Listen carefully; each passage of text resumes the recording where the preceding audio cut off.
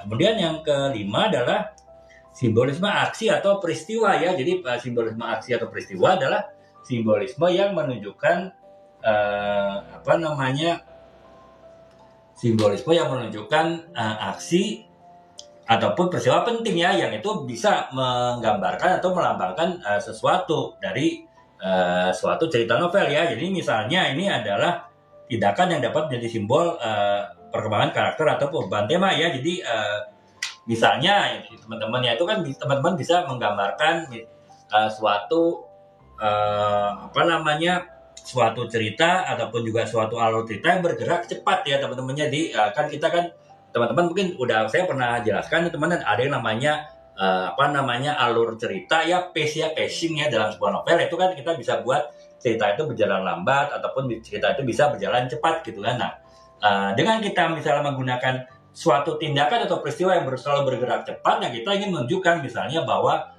dalam novel tersebut adalah novel yang sifatnya dinamis ya, soal novel yang sifatnya adalah perkembangan hidup seseorang yang sangat didukung ataupun sangat didorong oleh motivasi yang kuat dari orang tersebut ya, karena tadi jalan cerita itu bergerak cepat. Misalnya gambaran sederhananya menceritakan bagaimana seseorang itu setiap hari berangkat ke tempat kerjanya ya, mungkin itu bergerak cepat dari mulai dia bangun, kemudian dari dia mandi siap-siap, kemudian mencari sarapan, kemudian dia mungkin berangkat ke kantornya entah dengan angkutan umum ataupun dengan kendaraan sendiri.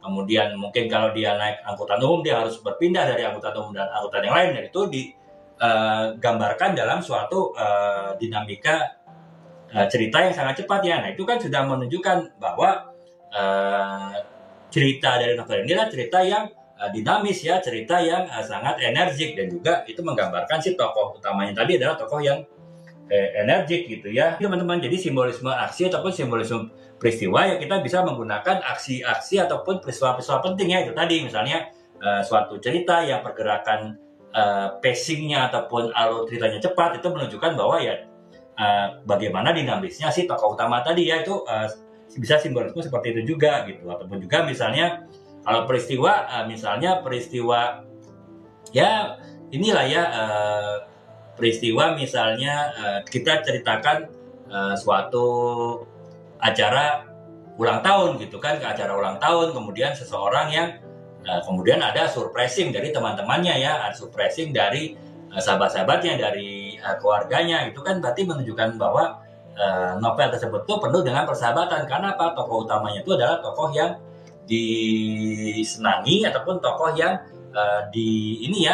menjadi panutan dari banyak tokoh-tokoh lain dalam novel tersebut. Nah, itu kan kita bisa menggambarkan bagaimana si tokoh itu adalah tokoh yang disenangi, tokoh utamanya, dengan kita menunjukkan suatu peristiwa penting, misalnya peristiwa ulang tahun ya, di mana teman-temannya, sahabat-sahabatnya, saudara-saudaranya itu membuat suatu pesta surprise ataupun pesta yang ini ya, yang mengejutkan bagi dia ya. Jadi itu teman-teman simbolisme dari sebuah peristiwa ataupun dari suatu aksi yang penting ya, yang itu bisa menggambarkan simbolisme tertentu dari sebuah novel gitu. Kemudian